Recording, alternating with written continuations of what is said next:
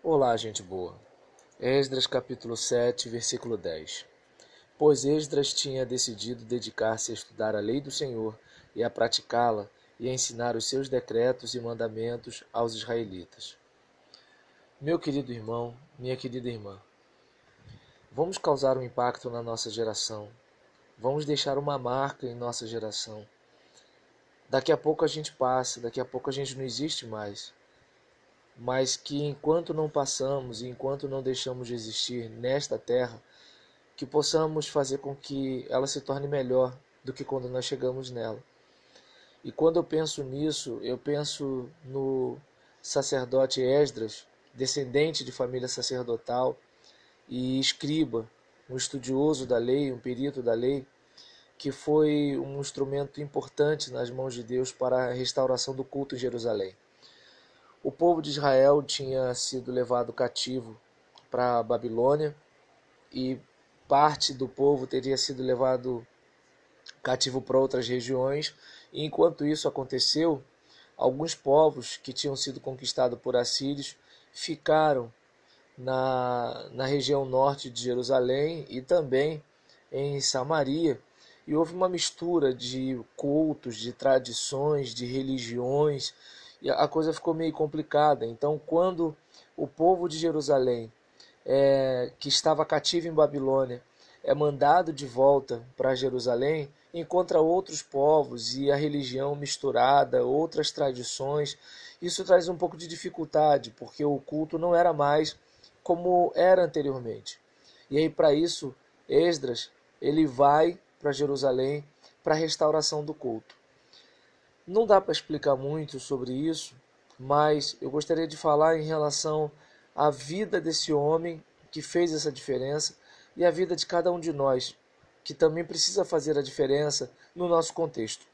Há perdas nos dias de hoje, nossa vida religiosa tem sido prejudicada, a mentalidade deste tempo tem nos atrapalhado, nossas igrejas não têm, de certa forma, sido mais aquela comunidade de devoção, de entrega. As pessoas estão egoístas, pensando em si mesmos.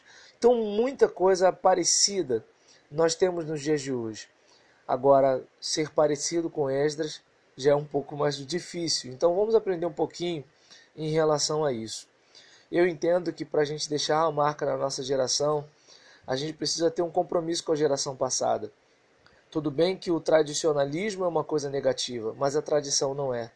O tradicionalismo ele pode engessar a gente, mas a tradição é o aprendizado que a gente tem com a geração anterior. E Esdras, ele era uma pessoa que, embora viesse da Babilônia, estivesse numa condição adversa, ainda assim, ele era alguém que estava mantendo a tradição dos seus antepassados.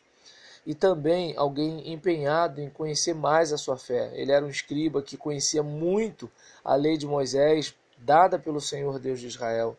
Mas também era alguém piedoso, não era uma pessoa só das letras, da inteligência, do conhecimento, mas era alguém que estava sempre contando com a boa mão do Senhor.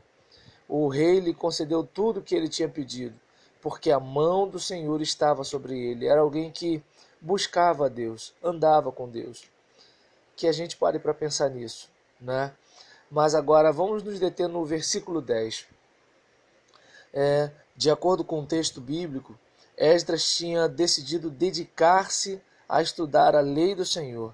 Dedicar-se a estudar a lei do Senhor. Ele se enchia de informações espirituais e edificantes. Ele estava decidido a dedicar-se. Ele estava decidido a estudar, mas dedicar-se a estudar o quê? A lei do Senhor, enchendo sua mente de informações espirituais e edificantes. Ele estava decidido a estudar a lei do Senhor e a praticar a lei do Senhor. Ele estava decidido a viver da fé, viver a fé na sua mente, com suas palavras e com suas ações. Não apenas uma fé teórica, mas uma fé prática, no dia a dia, vivida intensamente.